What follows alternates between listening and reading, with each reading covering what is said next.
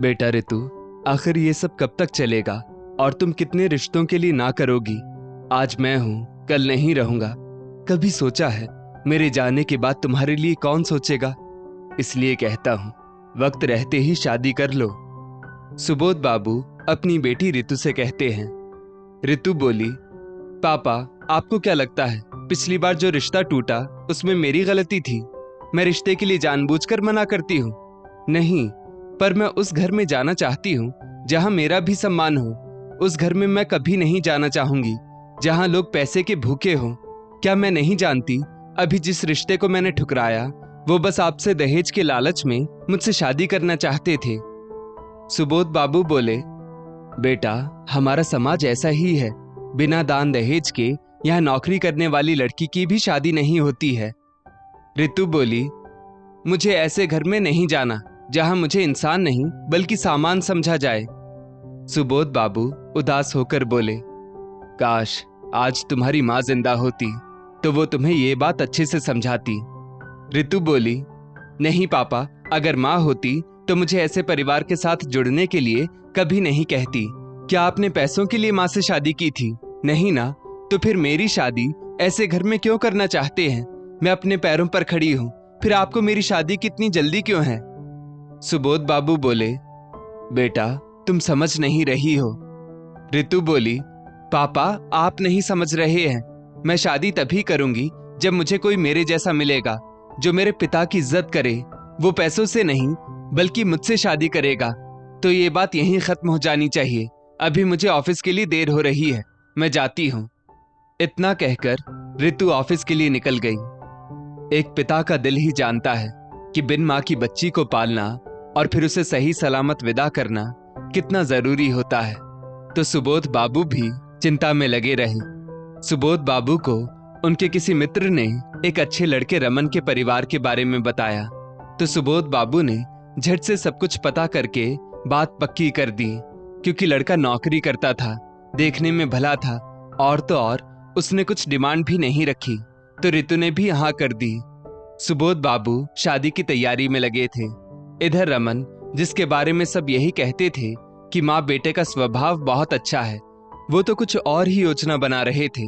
और इसकी भनक ना तो ऋतु को थी न सुबोध बाबू को। रमन और उसकी माँ ललिता जी आपस में बातें कर रहे थे। ललिता जी बोली, आखिर उस लड़की में ऐसा क्या है जो तुमने बिना दहेज की शादी के लिए हाँ कर दी? मुझे तो विश्वास ही नहीं हो रहा है कि तुम इतने मूर्ख निकलोगे। रमन बोला, माँ, तुम चिंता मत करो। शादी में कन्यादान के दौरान हम दहेज में ऋतु के पापा से अपनी मुंह मांगी रकम मांग लेंगे। मरता क्या ना करता वाली स्थिति जब उनके सामने आएगी तो उनको हमारी मांग पूरी करनी ही पड़ेगी। ललिता जी बोली, शाबाश बेटा, मैं तो डर ही गई थी कि कहीं तुम उस लड़की की बात में आकर ऐसे ही शादी ना कर लो। अरे, तुम्हें पढ़ाने लिखाने में कितने रुपए खर्च हुए हैं। तुम्हें यूं ही किसी के साथ बंधते देख मेरा तो कलेजा मुंह को आ गया था, पर अब जाकर मेरी जान में जान आई। रमन बोला, अरे माँ, मैंने पूरी जांच पड़ताल कर ली, तब शादी के लिए हाँ की है। जानती हो क्यों? क्योंकि उसका एक रिश्ता पहले भी टूट चुका है, तो मैंने पहले कोई डिमांड नहीं रखी। और अब जब अपनी मांग उसके बाप के सामने रखूंगा तो उनके लिए जन्म मरण का सवाल हो जाएगा। ललिता जी बोली, हाँ बेटा, ये ठीक रहेगा। आखिर तू बेटा है मेरा, वो भी कमाऊ, तो दहेज तो मैं लूंगी ही।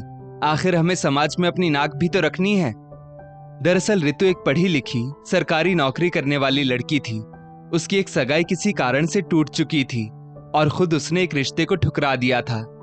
सुबोध बाबू सरकारी विद्यालय में बाबू के पद पर कार्यरत थे और ऋतु की बड़ी बहन की शादी 3 साल पहले ही उन्होंने कर दी थी। बहुत ही अच्छा लड़का और परिवार मिला था, पर समस्या ये थी कि सुबोध बाबू 3 महीने बाद रिटायर होने वाले थे। इसलिए वो रिटायरमेंट से पहले ऋतु के हाथ पीले कर देना चाहते थे। आखिर शादी का दिन आ ही गया। बड़े धूमधाम से शादी की सभी रस्में हो रही थी। जैसे ही पंडित ने कन्या को बुलाने का आदेश दिया, रमन ने अपनी योजना के अनुसार सुबोध बाबू से कहा, अंकल जी, शौक तो मेरे बहुत थे, पर मैंने आपसे कुछ डिमांड नहीं रखी। सुबोध बाबू ने इधर उधर देखा और बोले, अरे दामाद जी, कहिए ना, मैं आपके शौक पूरे करूंगा। रमन को लगा कि उन्होंने तो उसके मुंह की बात छीन ली, तो रमन ने कहा, अंकल जी, अगर आप मेरे लिए बढ़िया कार और 10 लाख की व्यवस्था कर दें तो आपकी बेटी को आने वाले समय में कोई दिक्कत नहीं होगी। अपने दोस्तों के सामने अपनी शान दिखाने के लिए रमन ने दूसरा तरीका निकाला था। सुबोध बाबू को समझ नहीं आ रहा था कि वो क्या करे। वो अपनी बड़ी बेटी और दामाद से बातें कर रहे थे कि रितु ने सारी बातें सुन ली। उसे लग रहा था किसी ने उसके पैरों के नीचे से मानो फिर जमीन खींच ली हो। रितु सोचने लगी, एक तरफ पिताजी की इज्जत, दूसरी तरफ इतने सारे दहेज की मांग, क्या करे। उसके सामने जीवन मृत्यु का प्रश्न खड़ा हो गया। तभी रितु ने देखा रमन अपनी माँ को इशारों में कुछ समझा रहा था और उसके चेहरे पर कुटिल मुस्कान थी। वो अपने दोस्तों के साथ हंसी ठिठोली कर रहा था क्योंकि उसे पूर्ण विश्वास था कि सुबोध बाबू के पास अब उसकी मांग पूरी करने के अलावा कोई चारा नहीं था। रितु को समझने में तनिक भी देर नहीं लगी और उसने तुरंत फैसला ले लिया। वो दुल्हन के वस्त्रों में बड़े आत्मविश्वास से उसकी ओर चलकर आती है तो रमन बोला, देखा दोस्तों, मैं ना कहता था, मुझे कोई भी ना कह ही नहीं सकता, चाहे मैं जैसी भी शर्त रख दूं।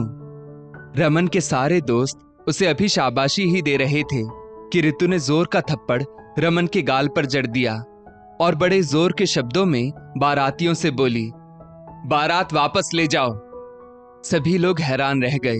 ललिता जी भीड़ से उठकर सामने आई और बोली, ए लड़की, तुम्हारी हिम्मत कैसे हुई अपने होने वाले पति पर हाथ उठाने की। रितु बोली, आप उम्र में बड़ी है इसलिए आप पर हाथ नहीं उठा सकती ना, इसलिए आपके नालायक बेटे पर हाथ उठाया है और आपने अगर ज्यादा कुछ बोलने की हिम्मत की ना तो आपको सरकारी चूड़ियां पहनवा दूंगी। अरे ऐसे लड़के से मैं कभी शादी नहीं करूंगी जो कि दहेज का भूखा, लोभी और लालची है। ललिता जी बोली, देख रहे हैं सुबोध बाबू, आपकी बेटी क्या बोल रही है। अरे ऐसी लड़की से फिर कौन शादी करेगा, शायद इसीलिए इसके इतने रिश्ते टूटे हैं। सुबोध बाबू अपनी पगड़ी उतारने ही वाले थे कि रितु बोली, नहीं पापा, अब और नहीं, और जहां तक बात शादी की है तो चाहे मुझे आजीवन कुंवारी ही क्यों ना रहना पड़े, मैं ऐसे घर में तो कभी नहीं जाना चाहती जहां लोग पैसों के भूखे हों। एक बार फिर बेटी का रिश्ता टूटता देख सुबोध बाबू से बर्दाश्त नहीं हुआ और वो रोते हुए बोले, एक बार फिर मेरी बेटी का मंडप उजड़ गया, अब कौन हाथ थामेगा उसका। इतना कहते कहते वो चक्कर खाकर गिरने ही वाले थे। तभी रितु की बड़ी बहन का देवर रुपेश रितु का हाथ पकड़ते हुए कहता है, ये मंडप सजा रहेगा और यहाँ फेरे भी होंगे। पूरा परिवार रुपेश की तरफ देखने लगा तो रुपेश ने कहा, हाँ अंकल जी, मैं शादी करूंगा रितु से। रितु में कोई कमी नहीं है जो आपको शर्मिंदगी उठानी पड़े। रितु की बहन ने अपने पिता को सहारा दिया और बोली, पंडित जी, विवाह का मुहूर्त टले नहीं, मंत्र शुरू कीजिए। पंडित जी के निर्देशानुसार तुरंत फेरे शुरू कर दिए गए। देखते ही देखते रुपेश और रितु की शादी हो गई। वहीं बैठे रमन और ललिता जी अपनी आंखों से सारा नजारा देख रहे थे और सोच रहे थे कि रुके या जाएं। सारे बाराती रमन पर थू थू करके कहने लगे, नौकरी वाली लड़की मिल रही थी इसे, पर दोनों माँ बेटे धन के इतने लोभी हैं कि आई हुई लक्ष्मी को ठुकरा दिया, अब इस नालायक से कौन शादी करेगा। रमन के दोस्तों ने कहा, अरे रमन, तू तो ना घर का रहा ना घाट का, इस लड़की को तो उसका वर और घर दोनों मिल गया, पर तू अपना सोच कि अब तेरा क्या होगा। देखते ही देखते सारे लड़की वालों ने बारातियों को खदेड़ दिया। एक तरफ समाज में ललिता जी और रमन की बहुत बदनामी हुई तो वहीं दूसरी तरफ रितु को मनचाहा वर मिला, जिसने पैसे के लिए नहीं बल्कि उसके सम्मान के लिए रिश्ता बांधा। और एक लड़की को इससे ज्यादा और क्या चाहिए। दोस्तों, इस स्टोरी को लेकर आपकी क्या राय है, नीचे कमेंट करके जरूर बताइएगा और ऐसी ही और भी बेहतरीन वीडियोस के लिए हमारा पेज जरूर फॉलो करें। धन्यवाद।